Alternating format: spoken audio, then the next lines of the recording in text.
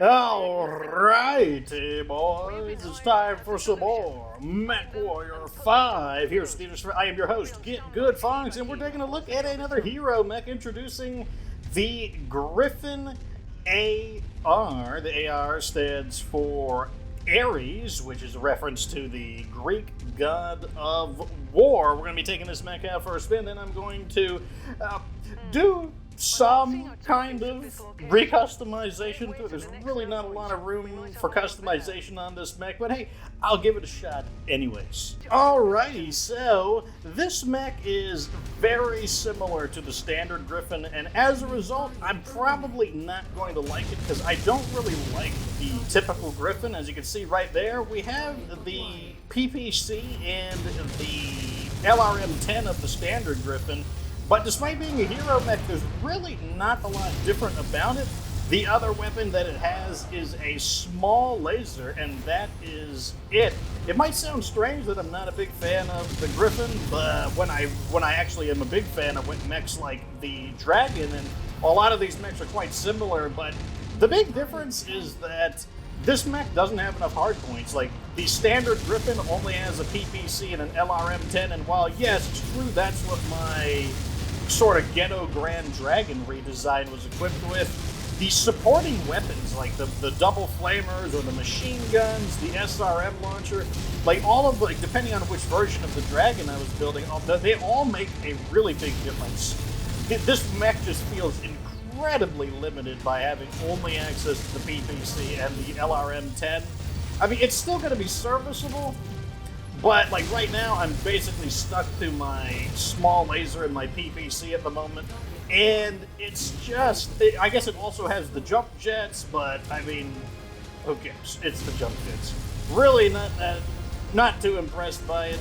I mean, the small laser, it's better than nothing. Like, I'll be fair. Like, it's better to have a small laser than to not have a small laser. But it's not lighting me up. It's not electrifying me. It's not, like, igniting my life. And, yeah, we'll definitely be redesigning this mech quite a bit when I get my hands on it in order to make it more effective. In fact, I'm even just ignoring getting shot at by some of these enemies just so that I can actually attack from the correct range with my weaponry. It's funny, this Blackjack is trying so hard to, like, do something, but unfortunately the flamers that we equipped on our other mechs are really keeping it in check, even with its... So, like, right now I'm just charging into close combat, I guess, just because, I don't know. These mechs just feel like I just can't do enough. Like, I need those extra hard points. That's what made our Dragon... Oh, God. That, like, got a text. I don't know if you guys heard that. I wonder if you guys can hear from my phone the text message, but man, that was super loud. Like, scared the crap out of me. Anyways, yeah, I don't know if you guys could tell the difference. I certainly could tell the difference, but man, the Dragon, even the ghetto Grand Dragon that we designed was capable of pretty rapidly destroying enemies in close combat, and that's the difference of having one or two extra hardpoints. And as a result, this is definitely a better mech than the standard Griffin. But to be like a hero mech, I don't know. I was expecting a little more from it. What can you do, though? Alrighty, welcome to the system Cashzilla. I could have swore when I saw this, I was going to call it, like, is this place called Cashzilla? We also have a hero mech here, so let's take a look at what we've got. The Javelin HT. Interesting color scheme. I mean, I'm going to pick it up. Basically 6 million. I have banked up a few more C-bills.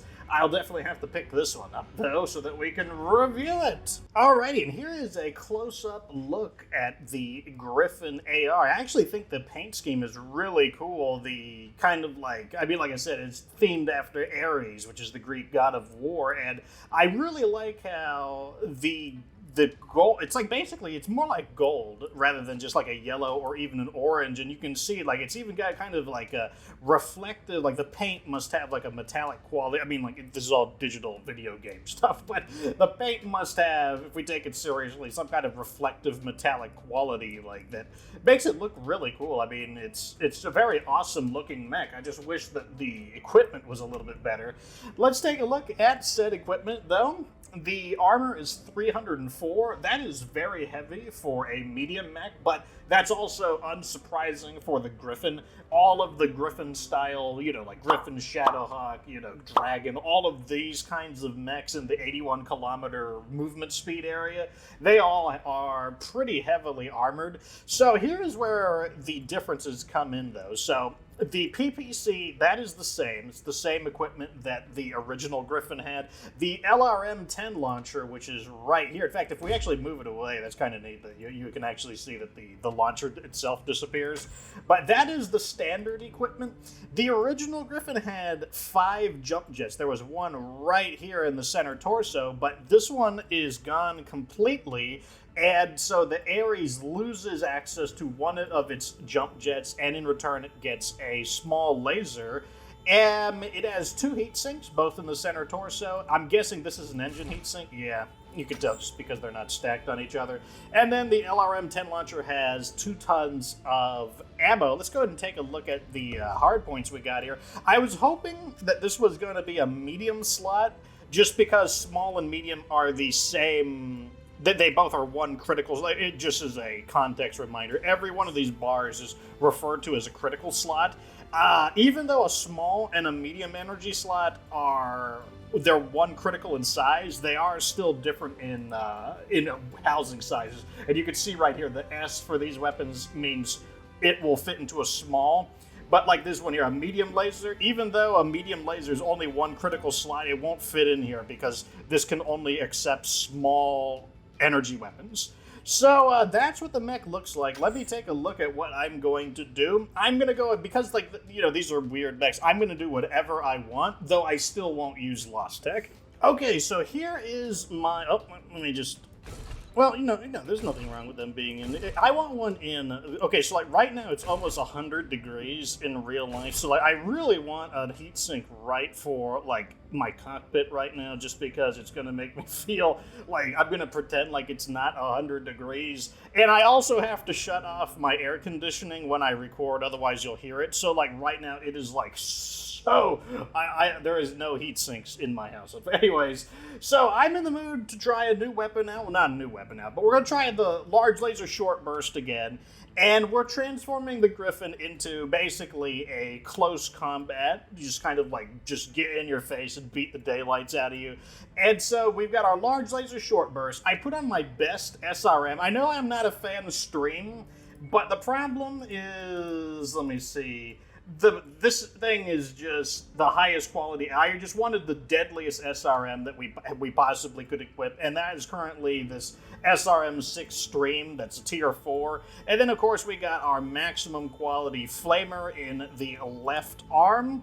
We have 1.5 tons of SRM ammo, and that's because the SRM is our main source of damage, which means I'm going to be shooting it a lot. So I went ahead for the, an extra half ton of ammo just in case. And then we are kept cool by 1, 2, 3, 4, 5, 6 heat sinks. The armor has been further reinforced to 368, meaning that this mech will be a devil of a beast to bring down, combined with the high speed of 81 kilometers, thick armor, and the fact that my pilot has 10 out of 10 in terms of evasion. It's going to make this mech very hard to bring down. What we're going to be looking for in terms of performance is, I want to see how good the large laser short burst is, as well as how our heat does. That's the main thing I'm looking at. Is the 6 heat sinks with the flamer and the short burst, can we use all of these weapons simultaneously for a sustained amount of time without burning up? And if we do burn up, how frequently does it happen? Oh, well, I can actually deploy 4 mechs finally. We actually have a complete lance for a change. And I think it's actually specifically because of the Griffin. Because we were always 5 tons off because I didn't have a pair of 55-ton mechs. So, it's not an argument to keep the Ares, but it is an argument to bring some other kind of a 5-ton or 55-ton mech in that maybe another Dervish. That could be pretty useful, just because I think the Dervish is going to perform. I think it's just a way better design than the Griffin-AR. Just because, like I said, needs more hard points. Anyways, doing another assassination mission. I think that's perfect for these kinds of combat-focused, but still fast-moving mechs. Just getting in there, hunting down these fools, and destroying them. To that end, I'm going to be going in the Griffin-Aries. We got the Jim Struckman Dragon. We got the Valkyus Champion, and we got the Frenzy. I don't actually know who's currently occupying the Frenzy, but the Frenzy, we're bringing 2 Hero Mechs with us. Anyway, I'll see you on the battlefield. Alrighty, so let's talk about the Griffin-Aries. This is another one of those, oh god, these weapon groups are just, okay, I was losing my mind. These weapon groups are perfectly fine. Yeah. Anyways, so let's talk about the Griffin-Aries. This is another one of these semi-canon mechs. You could call them apocryphal if you choose. And that's because the mech does exist. It has a iconic pilot named Armstrong, Peter Armstrong. And Peter Armstrong is a gladiator in the Solaris 7. Solaris 7 is basically this gigantic, like, mech dueling sporting event, basically just Roman Coliseum, but with battle mechs. They even do wacky stuff like fight each other with, like, melee weapons, like clubs, just all kinds of crazy stuff, that just weapons you wouldn't typically see in a battlefield. You can see in Solaris 7.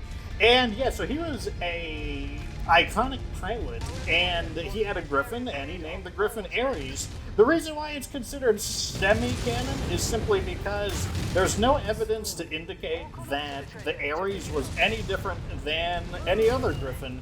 Apparently the lore specifically says that the Griffin had a PPC and an LRM-10, even gives you the exact names of where the exact locations are even mentioned, just in the arm and the shoulder. So basically there's no reason to believe that this mech dropped a jump jet in order to have a small laser in its arm.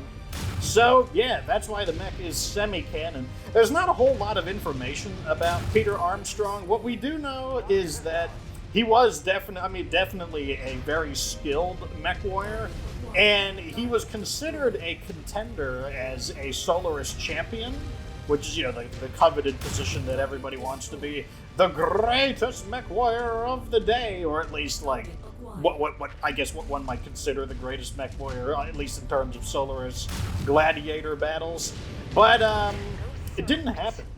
What would happen to Mr. Armstrong is he would be killed in a duel with Justin Allard.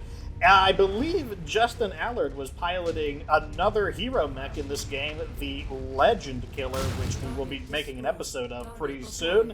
From what I understand, the way the story goes, I'm having a massive brain fart. Normally I can remember what I talk about in between jump cuts. I'm pretty sure I was talking about how Peter Armstrong died.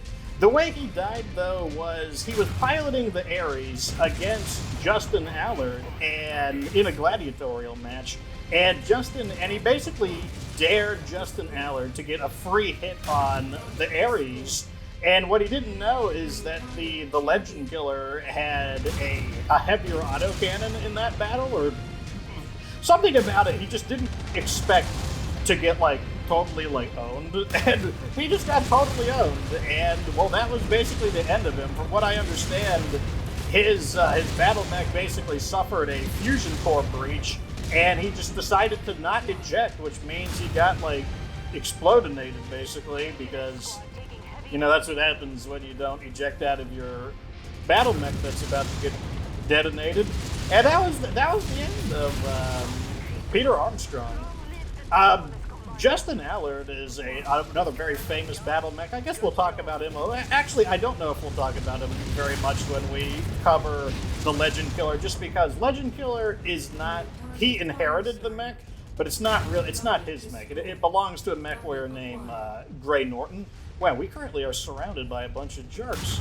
You guys just need to go. I just want you to go. I need to thin out the target range. It looks like we're fighting a bunch of wimperonis, though, so I'm not all that concerned about it, despite the fact that there are quite a few mechs here. I don't know who to shoot at right now. There's so many mechs. Let's just focus on one thing at a time. Just get in there and start smacking it. Wow, this guy doesn't want to get... Come on, get closer. You got medium lasers. Don't you want to get closer to me? Don't you want to, like... Ah! Dang! These guys are all running away like cowards. Like, come and fight me.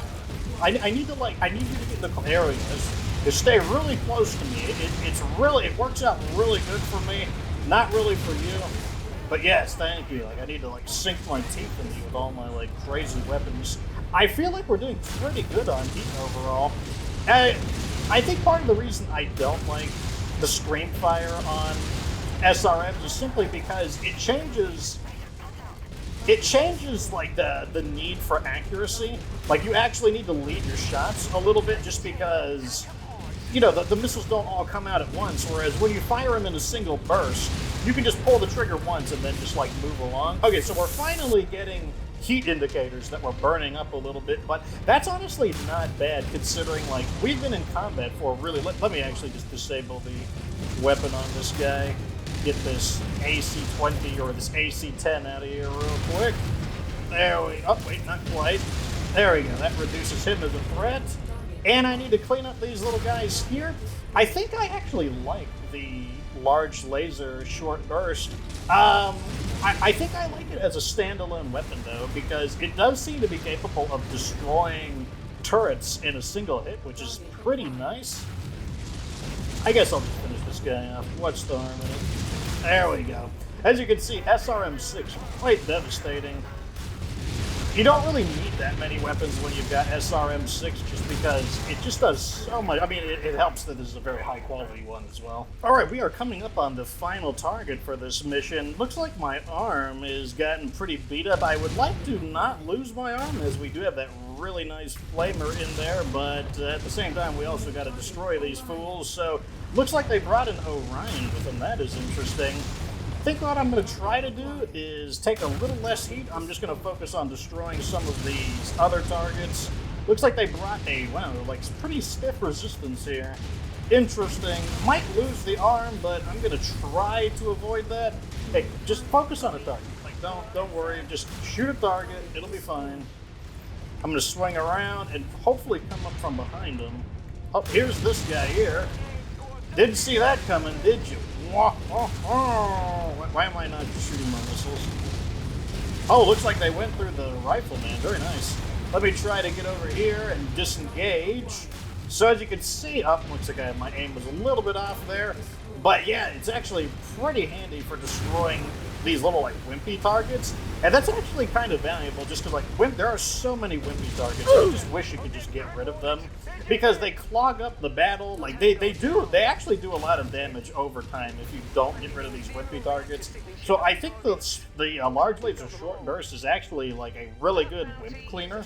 Quick look at the damage report here.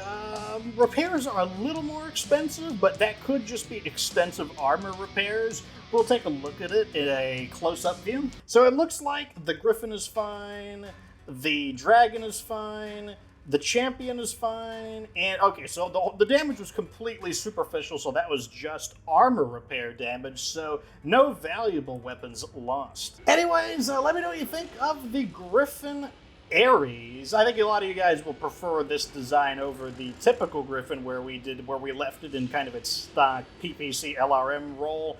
And that's just because this mech is much better when you design it for close combat. It just can't do that kind of dragon play style without the extra small hard points. Like, the dragon worked out just fine, and that's because it had enough close range weapons to back up the PPC and the LRM. But oh god, it sounds like a storm is rolling in, a little bit of thunder coming in. But yeah, this mech just doesn't do it as well. Like, my recommendation is, honestly, unless you want to pick this up for collector's value, I think the other variants of the Griffin are superior. Like, it's really not much better than the standard Griffin, so pick it up if you want to collect it just for the sake of collecting it, but I think there are much better choices out there. Anyways, let me know what you think down in the comment section. Tell me what you would have done for customizing the Griffin. Let me know in the comment section. Like the videos and subscribe for future MechWarrior 5 Heroes of the Inner Sphere rags to riches content. Of course, remember that you don't have to be good to get good.